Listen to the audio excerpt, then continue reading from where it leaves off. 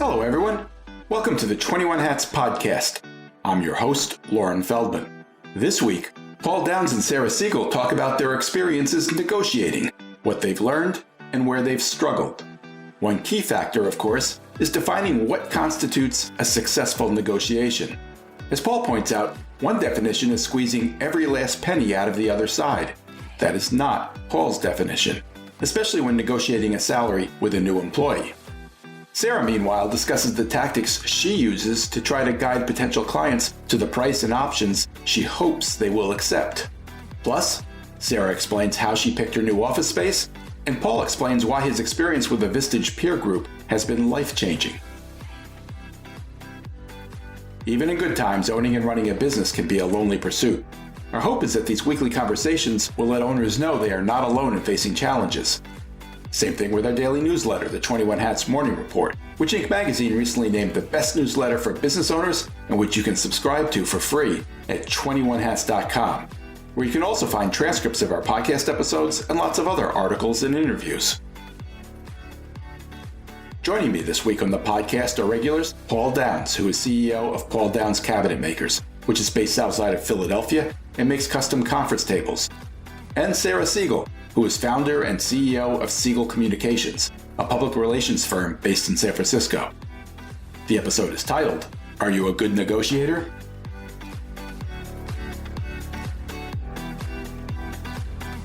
Welcome, Paul and Sarah. It's great to have you here. You know, over the last couple of years doing this podcast, the issue of negotiating has come up kind of indirectly a bunch of times, and I'm curious what your experiences with it have been. I guess I would start, how important a skill do you think it is, and do you think you're good at it? Maybe, Paul, start with you. Well, it's an important skill. I can think of a couple of situations that happen over and over again in the life of a business owner. The first one being, of course, hiring people, figuring out what you're going to pay them, or responding when someone asks for a raise. And that's a particular kind of negotiation. Then there's also dealing with landlords. In our business, our product doesn't really have a set price, so we more or less end up negotiating a price with every single customer.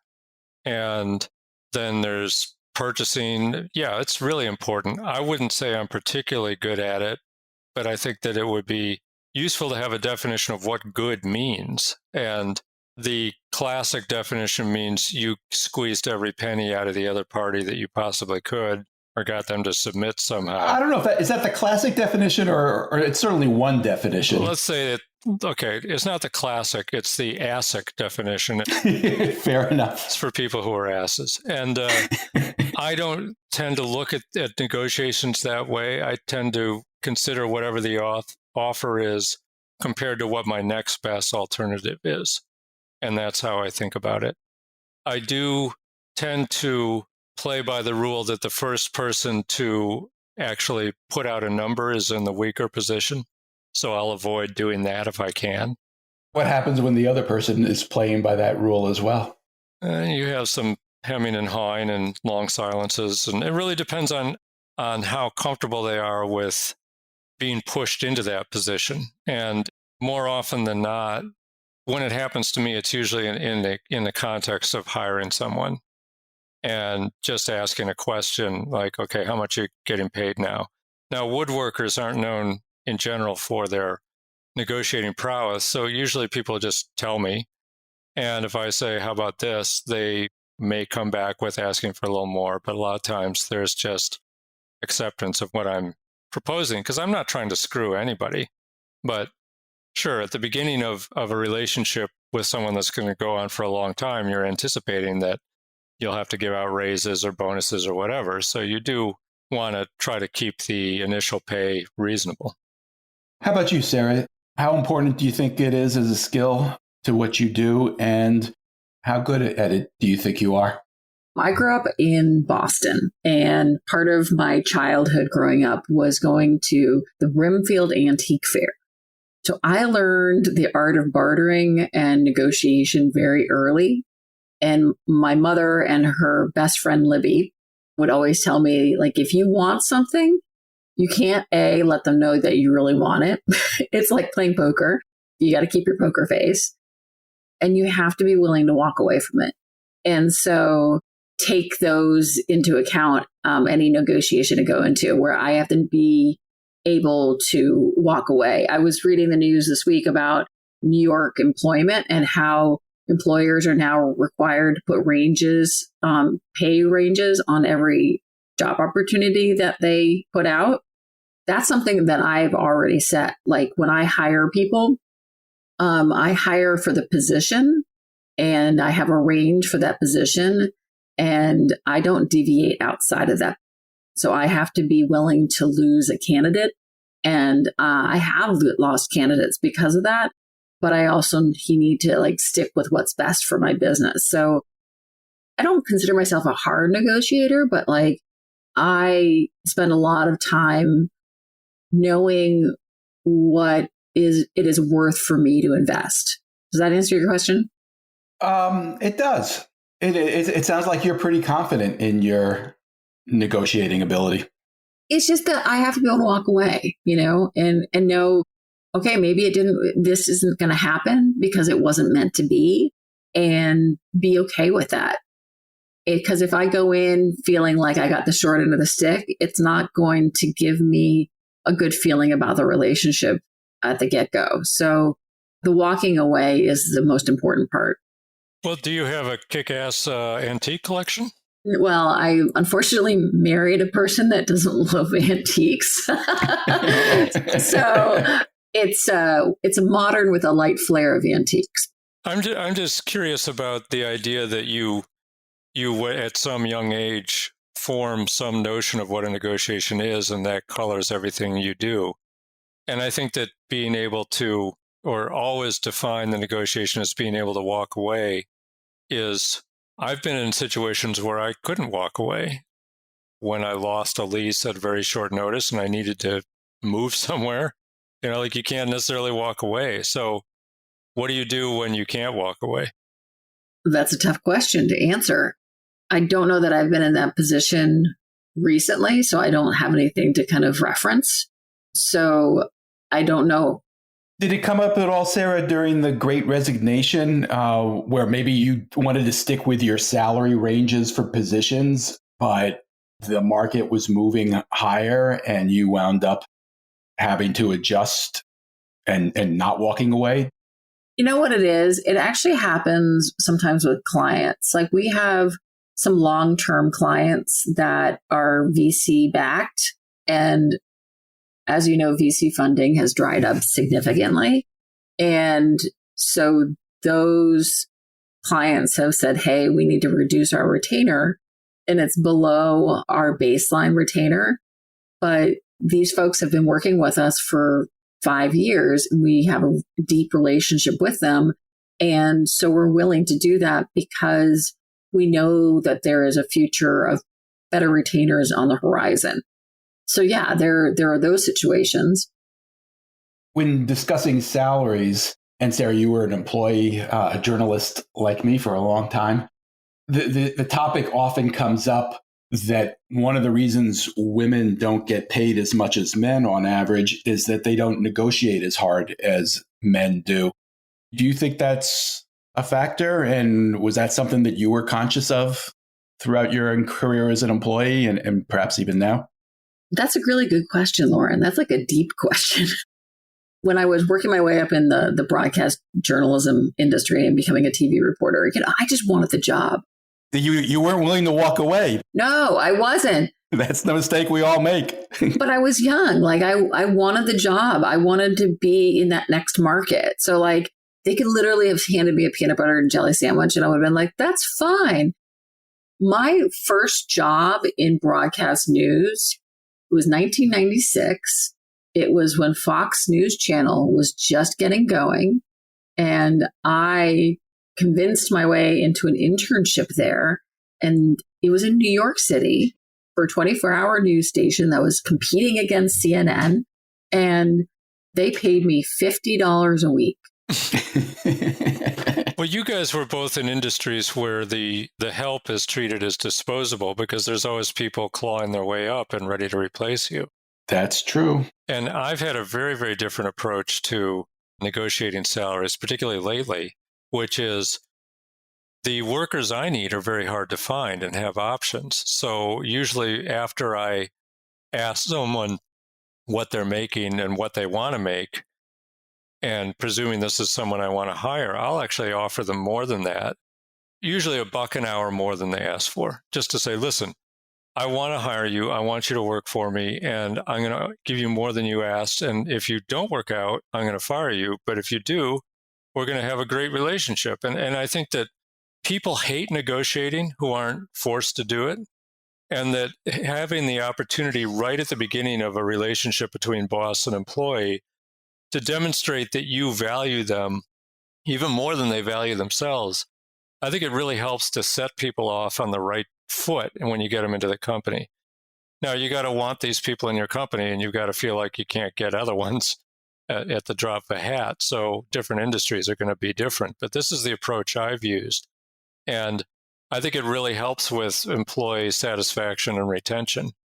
Like, we don't have any quiet quitting going on at my place, and we didn't have any great resignation either. I did have a couple of people who asked for more money when gas prices went up, but other than that, no discontent at all. Obviously, I've increased the understanding of my value since working in the news industry and going from Fox to NBC to CBS and all of those stations and beyond. I learned my value. I learned my value as a business owner. But I also, the way that I have, and this is something my old partner taught me, is to be super transparent with my staff about our budgets and our P&L, and giving them an understanding of, like, this is how the money, where the money goes, and this is what I can afford. And so they have an understanding of what I'm able to do, and that, like, I don't have this huge bucket of money that I'm not distributing to them. So my salaries are super fair, and I do a lot of my homework. I do a lot of homework to make sure that I'm competitive within the industry. I have a lot of young people on my team. Their expenses are pretty low because they're not married, they don't have kids, but the benefits that we provide are really good. And more importantly, at least when I was that age and that in that phase, what was more important to me was the opportunity and the title growth. So even if I can't give somebody a big raise because it's not within my budget, if I look at them and say, hey, I would like to, change your title, and then once my P&L lets me, I want to give you a raise. How does that sound? Usually that's a great thing for them in general, because I've been so clear about what I'm able to do. Let me ask you this. As Paul said at the beginning, it's not just salaries. There are lots of things that you have to negotiate as an owner, including your office space and deals with vendors, and even pricing, as in Paul's case, and I think perhaps in yours too, Sarah. That can be a negotiation with many or most of your clients. Yeah. I'm curious, most entrepreneurs tend to learn things the hard way. Are there negotiations that you look back on and think, boy, I had to learn a lesson there. I could have done so much better. Yeah, I remember, I'm still annoyed that I spent too much on a car 20 years ago. I'm curious if you've learned lessons that way, either of you. Oh, I had an experience that probably will not be replicated anytime soon, but this was 2009. Got an email that, in retrospect, looked extremely sketchy, and it turned out to be from the Afghanistan mission to the United Nations, and they wanted a table. So I went up there, met with the guys, and then they came down to see me, and then we negotiated the price. And you have not negotiated unless you've negotiated against Afghans, because those guys, there were 3 of them in my office, and I desperately needed work. And they just kept beating me down nickel by nickel until I finally said, I'm sorry, you guys got to leave. I can't do any more. This is not even worth doing. And then they were all smiles, and they're like, yeah, now you just learned how to negotiate like an Afghan. And we made the deal at their price because I desperately needed the work. But that was one where just someone on the other side being relentless and willing to go for half an hour to get an extra penny, that was a hard lesson. And the lesson really is don't do business with people who are, if that's their only concern. Like, I try not to get in those situations now, and we present what we do as valuable. And I try to always be ready to walk away at the very end. If someone presents themselves that way, they have other characteristics that are going to make them difficult as clients. That's been my experience. Was that the case in that instance? It kind of was. The flip side to those guys was that the whole experience was pretty interesting. So it kept me engaged. And just going into their offices and dealing with a team of people, there was still a very big divide between the Afghans who'd been employees of the mission prior to the Taliban takeover and subsequent. And so when I was dealing with these guys, one of them would leave the room and the other ones would be like, he's Taliban. Or if the old guy left the room, then the other two would be like, he's an infidel, you know. It was, you just don't, it's not a normal situation. So that was interesting. But, and at the end of the day, we did it, we satisfied them and it was worth doing, but it was hard. It was very big difference in mindset than I'm used to. Interesting. My biggest headache comes every year. So we use like news monitoring services and other software. Some software, they have their rate and that is it. And some, it's a negotiation where it's very used car dealership like, where they're like, well, let me go back to my manager and see what I can do. And I have learned over the years to stick to my guns and, say, well, you know what, maybe there's an onboarding fee, but I think that you need to waive that onboarding fee for me. And 99% of the time they will, because they want to sign you up, because the onboarding fee is not the ongoing revenue for them. So they're more interested in maintaining your subscription and having you pay every month. So I'm like, I'm not going to give you a down payment. We're actually doing that right now for our, healthcare and benefits. And it's a great company. We love them. And we think what they do is like fantastic. They want a $2,000 setup fee. Wait, even though you've used them in the past, they want a setup fee? No, well, see, we're setting up a new system. And so we have to sign a new contract. And we're adding a new healthcare element to it. So there's a $2,000 setup fee for that healthcare element. And they told me that yesterday on a call. And after that call, I thought to myself, I have no intention on paying that setup fee. Like, I'm going to say, okay, well, we'll sign on the dotted line, but you have to get rid of that setup fee. Well, also their marginal cost of servicing another customer is zero. I mean, you're in a particular situation with software. We run into situations where we have clients who just don't want to pay any deposit. And sometimes those are substantial jobs. And then my sales guys come to me and say, hey, we can get this job if we do it on a net 30 basis. And can we do that? And I usually say yes, as long as it's someone who's reputable. But you have to have some financial strength in order to offer those terms. But we frequently get jobs in the face of competition at not the lowest price because we're willing to do that. So I think that knowing what you can afford to do, or in the case, Sarah, in your case, like, were you willing to walk away from that software? I'm not, actually, because I love this software, but that's part of the thing is that, but like I have to pretend I am. Like, it also, you have to let them know that you're looking at competitors, because that's also, they're going to be like, oh, well, she might use this other competitor. And I could say, and if you have time to do that and see what those rates are, and then come back armed with the offer that your competitors are going to give you. Hopefully it's less than the one that you want to actually work with, and say, hey, listen, I'll work with you if you can beat or match this offer. But you have to have that homework done before that negotiation, so you know what your other options are. Like diamond rings, right? You're getting engaged. You got to go to 3 separate stores, look at the same diamond size and shape and grade that you want.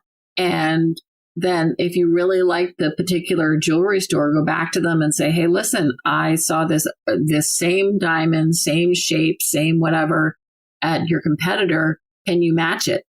They're going to say yes. Well, sure.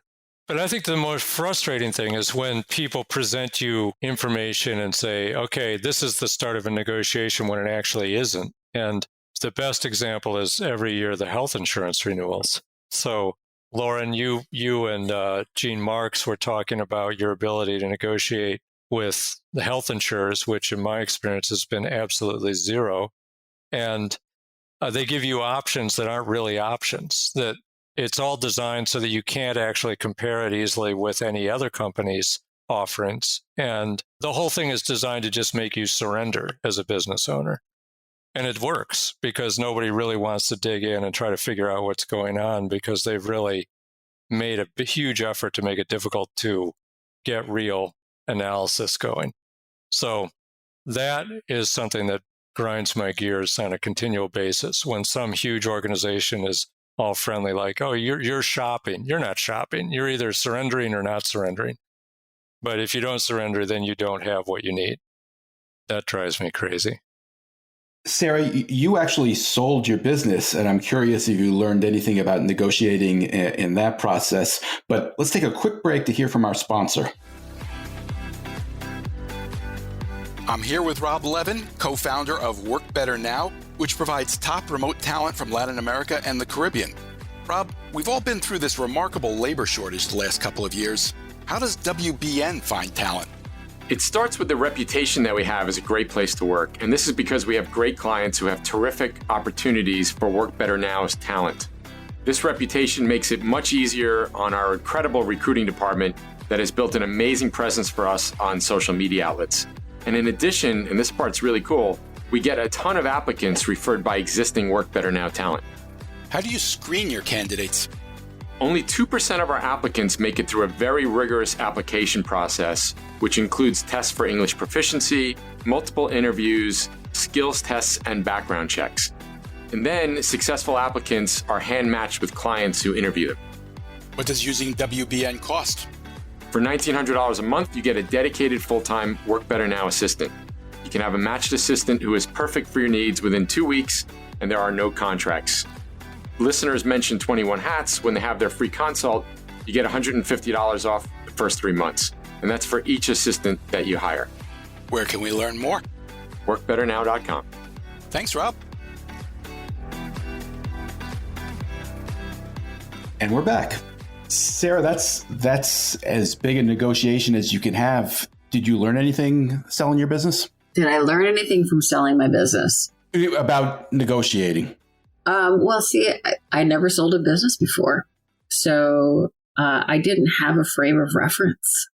And I think I was very lucky in the sale of my business because I ended up being acquired by a company I respect and a team of people I think are... You don't have to say that, Sarah. They're not listening. No, but I really I'm kidding. They're awesome people. And so I actually think I lucked out because they acquired me and then basically left me alone and let me make the best decisions for my business. And yeah, I've made some mistakes along the way, but negotiating that sale, yeah, I felt really uncomfortable with it, just to be totally transparent, because I had never done that. Like I was talking to a serial entrepreneur the other day who literally has sold like 4 or 5 companies.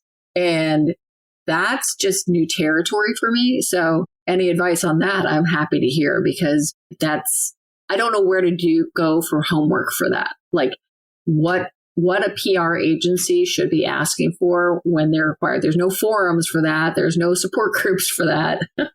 In my Vistage group, there have been a number of companies that got sold. And that's been very interesting to be able to peek over the shoulder of those owners as they go through negotiations. Some are negotiating with private equity groups. Some are negotiating with angel investors. And it's really different depending on who you're negotiating with. I mean, that's the main takeaway. If it's someone like private equity, it does it all day, every day, it can be a pretty rough ride. And in our group, this thing which happens over and over again with private equity, which is a deal is kind of carved out and everybody gets all excited about it and lawyers write the stuff, and you get to the night before the closing and the buyer just comes back and says, oh, everything we said, bullshit, we're just going to give you 20% less, just to see what would happen. And clearly that's a practiced technique by buyers to get people really bought into the deal, and to the point where if they've been talking about it with their family and talking about it with their bankers and friends, and they find it very hard to walk away and very humiliating to admit that they're in a position where they've got to take a shot like that. So that if you're dealing with professionals, watch out would be my takeaway. But also the value of a business group, that I haven't sold my business, but I'm much more educated in what it could look like from having been around people who are doing it. This is kind of a side note to that, is I'm really fascinated by I don't know how to describe it, but the human nature of negotiating and price setting. I listen to a lot of different podcasts. Sorry, Lauren. Jeez. I know. I'm sorry. And I don't know where I can reference this from, but someone was saying that when you put together a proposal for somebody, when you get to the pricing slide, people tend to go with the first option they see and the last option they hear.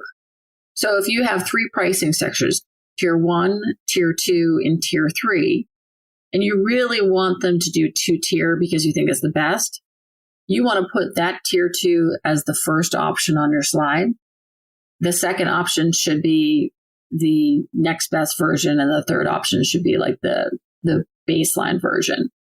But you should speak to it where you end with the first, the one that you want first, because that's what they're going to go with. But visually, they're seeing that one first in line. Does that make sense? Am I being clear? I think I know what you're saying. And that makes a certain amount of sense, because just the number 1 is more appealing than the number 3. It's stupid, but it's true.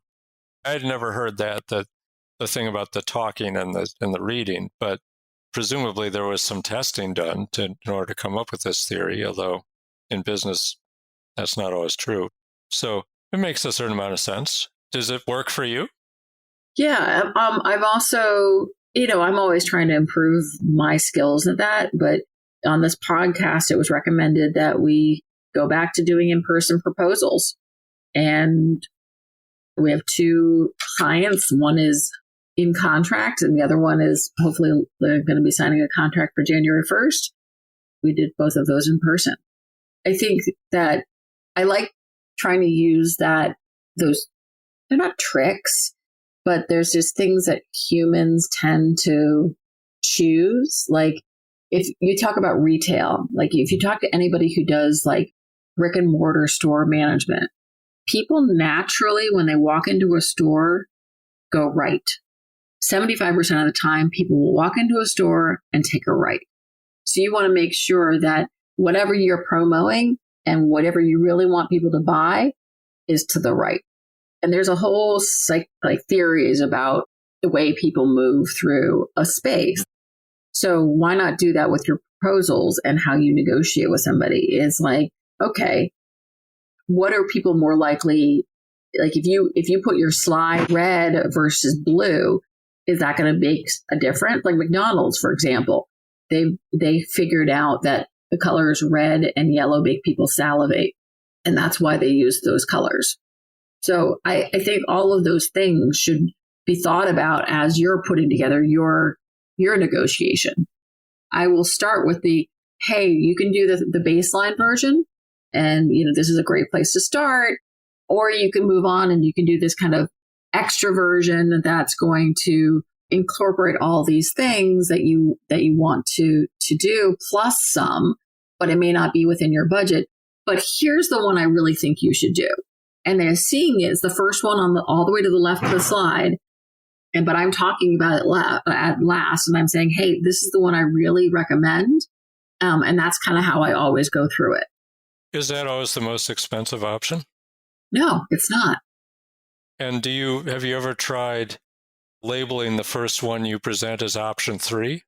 Usually we label them based on the client. So like, for example, if we're pitching a beer client, option 1 will be pale ale. The option 2 will be a microbrew. And the third option will be, some other type of beer. And that's how we usually do it.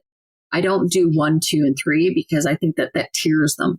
We do the exact opposite, which is we very explicitly tier people, but try to have that discussion before we present our final idea. So we have 3, we have what we call standard, premium, and ultra, because basically a table, the function is the same. It's almost like cars, like a Yugo will get you there. It might break down, but you can drive it from here to there. And so we have standard, which is simple, and premium, which is sort of the Toyota best value, and then ultra could be anything. And we try to get people to tell us where they want to be before we start getting too specific about what we're going to propose for them. So it's just a different way to think about presenting all this stuff. But usually I also tell people that, not all these 3 options are going to be what they want. And we're happy to go back and create kind of a menued item for them. But like, I know what it takes my team to put together a social media strategy and post, 3 to 5 times a week for a client and all that. And so I do have a baseline for that. And it makes it much easier for me to figure out that pricing. Do you ever deviate from it? If there's a client that you would like to work with and they say, we like your baseline proposal, but we want to pay you half what you're requesting, what do you do? Well, we have a client right now who runs a wildlife organization, and we run their social media for them. And it's fantastic. Like, it's cute bears and lions and big cats and all that kind of good stuff. So it's really fun content for my team to post. Right now, they're only on Facebook, and they're a family-owned business. They need to be careful about their bottom line. We understand that. They know that in order to gain visibility for what they do, they need to dip into Instagram and Facebook. But they're not sure they want to do it. They want to kind of test the waters, but they don't really want to throw budget at it until they're ready. And so we really like them. We think they're lovely people. And so I was like, all right, what we'll do is for a month, we will just charge you the administration fee of adding you to our social media platform. And we'll just redistribute the Facebook content on those channels. So then you can make a decision at the end. So yes, I do deviate, but usually it's for like a limited period of time with, hey, we'll try it out. But at the end of it, if it works and we're all happy, you're going to have to pay the check. There's one other thing that we do in price negotiations that may or may not be relevant to anybody else, but we find that whatever the cost of the table is pretty much sort of a number that nobody has any notion of. So let's say it's a $25,000 table. They're like, okay, $25,000 table. What happens though, if you present them the freight charge as the actual freight charge, they go bananas. So we will often take money out of the freight and install and just put it into the table price. And we're not pressing their hot button of, oh my God, it costs this to get something across the country. And when you think about it, why wouldn't it cost a lot of money to get something across the country in 3 days?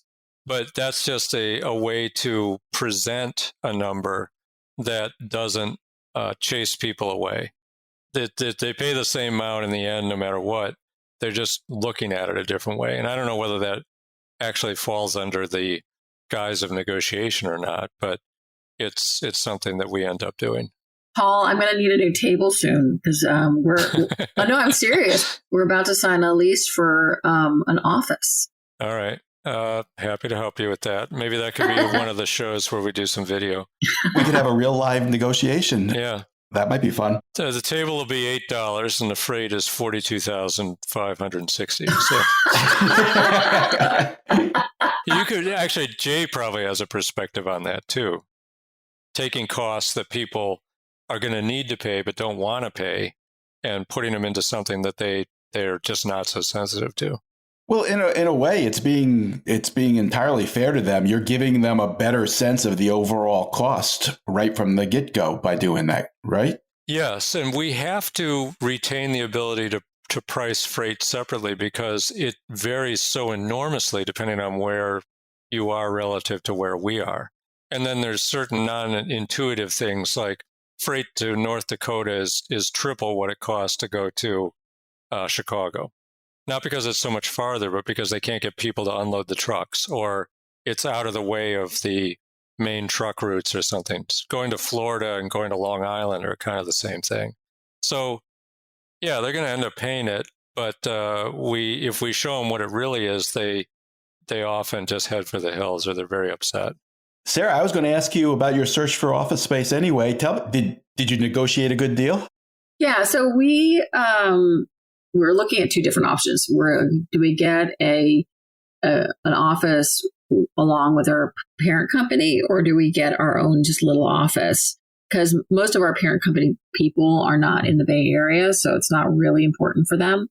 And so we looked at different options, and honestly, even though there's a mass amount of commercial real estate out there and available in San Francisco, some of the bigger places are holding on to their prices. But the inventory is so big right now. And I didn't want to get an office that I was beholden to be there every day of the week, right? I wanted to find something that was going to be a place where we could, hang our hats and feel free to come in 2 days a week, 3 days a week, and not be burdened by a rent check and feeling like we weren't using it enough. So I opted to I put in an offer for a space. I lowballed them like crazy. And they came back with a little bit of an increase. And I went back and went with a little less of an increase. And we're literally $250 above what I originally wanted, which was perfect. And it's a little space, but it's a cool building that we are possibly going to be able to put a cool mural on the side of the building. I've actually been chatting with a mural company on the East Coast, which we might invite to do it for us. What kind of mural? Would it be branding for your business? No. I don't know if you've ever seen the pink wall on the side of Paul Smith's store on Melrose Street in Los Angeles. But it's a pink wall. It's literally all it is pink. And any day of the week, you drive down that street and you will see a line of influencers standing there to pose in front of a pink wall. And it's like, it's a landmark, right? And so we want to do something that is a landmark and makes that. It's a beautiful corner property. So you have a wall that extends on both sides. It's a great brick building. It's on a main high traffic street on the edge of Chinatown and the financial district. So it's near everything.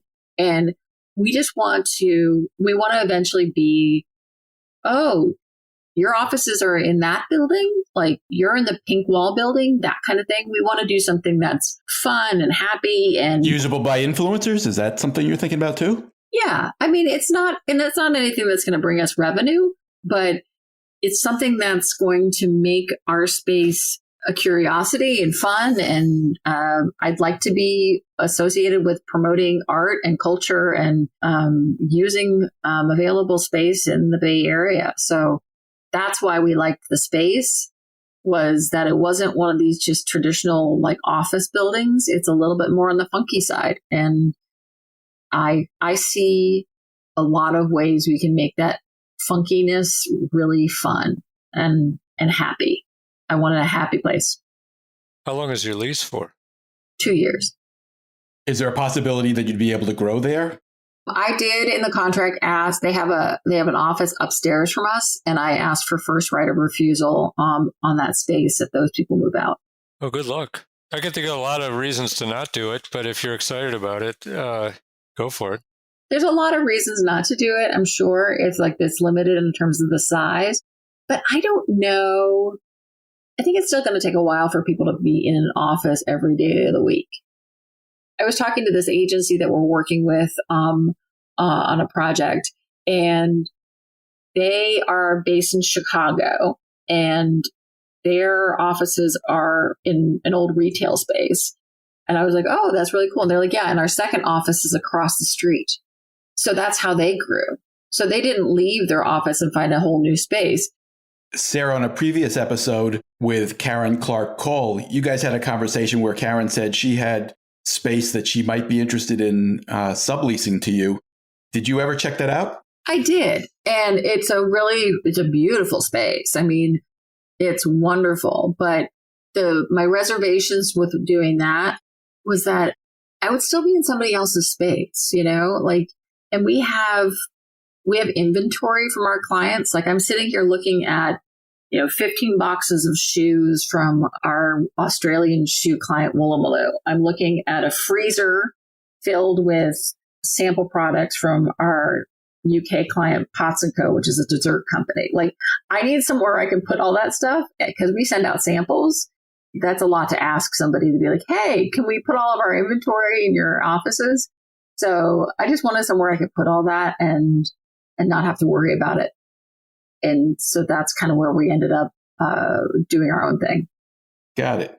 Paul, you mentioned Vistage. I wanted to follow up with you. As you know, we recently did a show. Sarah was part of it where we talked about the value of business groups, peer groups. There was some discussion about what makes a good group. I know you've referred to it numerous times on the show, including just now, a really great experience with your Vistage group. Did you just luck into it? How did you find the right group, and how did you know it was the right group? I think luck is involved, absolutely, because my big takeaway is that in Vistage anyway, the groups are assembled and run by a chairperson, and the capabilities and personality and recruiting ability of that chairperson is critical. It's going to make or break the group. Now, I haven't been in 6 business groups like Jay, but it sounds like his experience had a lot more neutral or bad hours than I've had in Vistage. And I was lucky that my chair was just someone who has extremely wide experience in life and business, has worked for big businesses, small businesses, had an accounting background. It's been in manufacturing, been in finance, combat veteran, like you name it, he's been around the block. So that's good because you spend a lot of time with the chair in Vistage, and that person's point of view should be one that supports the members where they are. He put together a group that included several other manufacturers, but then also people who were in businesses that were very different. And I've derived enormous benefit from just seeing how different industries work, what challenges are unique to this industry or that industry, and what challenges do every industry face, and what challenges do all companies face, say, if they're at 10 employees as opposed to 30 employees, as opposed to 100 employees. The perspective it gave me was just, it literally changed my life for the better. I was invited to come to a introductory meeting, and this was shortly after Jay wrote that column for you back in 2011 or 2012, about his business group experience. And I had gotten invitations to various things over the years and just threw them away. But after reading him talking about it, I was like, you know what? I've been sitting in my office by myself for 20-some years. I don't know anything. I'm an idiot. Why don't I just go find out what other people think and start networking? And it has been of enormous benefit to me. Some of the members of the group who were there at the first meeting I went to were still in the same group. So I've been at it 10 years now. And there have been some members who came and went. Some of the members have grown their businesses enormously. I've seen a couple of acquisitions. A lot of it had to do with where I started from. Like Jay, I started my company when I was very young, at a time when entrepreneurship was kind of like nobody talked about it. There wasn't even a way to talk about it. And so I spent a lot of time just on my own in terms of thinking about how to be a boss, how to own a company, what to do. I did not have many ideas coming at me about how to do that. And that all changed after I joined Vistage. And I thought Jay didn't do a great job of presenting the potential upside. Well, he acknowledged it could be life-changing. Yeah. But he kind of like, yeah, it can be life in a Jay style. One of the concerns he raised is that in the groups that he's been in, he's felt that there are members who really don't contribute positively, and he felt that you need a facilitator who's willing to fire members, essentially. Yeah. Has that ever been an issue for you? I mean, it's not like I complained to my chair and said, hey, you got to get rid of that guy. It really hasn't come up, and that's what I was talking about, chair quality. And I think that to a certain extent, you're more likely to get what you pay for in these situations. So when Jay tried to do it by himself, or he was doing some of the lower cost organizations, I would guess that the bad experiences clustered more there. My chair is very focused on delivering value, and the other members of the group that I'm in are all very impressive. Like, I'm the worst one there, and my business has grown the slowest, and go into the reasons for that. But I'm not sure what you mean by worst, Paul. I'm the poorest, I'm the dumbest, I have the smallest company, and it's going to be hardest for me to make some $20 million deal to get out. I've spoken to your chair, and I know you're not the dumbest. Okay. But it's like when you're playing sports, if you're trying to get better at sports, you don't always want to play with people who are worse than you. You want to play with people who are better than you. And so that's what I get out of the group. I think Jay would agree with you on that. We're out of time, but quickly, Sarah, have you had any further thoughts about it? Are you still interested in a group? I got an email from my region's person, which I need to respond to. And thank you for reminding about that. This is Vistage? Yeah, Vistage. And I plan on just checking it out. Like, I was told that I can probably go and sit down in a couple of meetings and see whether or not it's a vibe that I connect with, and then make some more decisions as I go. But I don't think I'm going to jump into that until January, just because my next couple weeks are crazy. Nice. Well, we'll be eager to hear what happens, but we're out of time. My thanks to Paul Downs and Sarah Segal, and to our sponsor, Work Better Now. Thanks for sharing, guys, as always. Wait, don't leave yet. If you have a question or a comment that you'd like the 21 Hats owners to address, send it to me by replying to your morning report or by email at lauren@21hats.com. That's LOREN @21hats.com.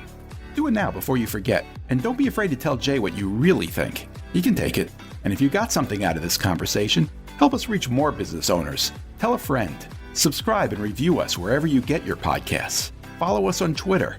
Subscribe to the Morning Report at 21hats.com. This episode was produced by Jess Thuberon, founder of Blank Word Productions. Okay, now you can leave. Thanks for listening, everyone.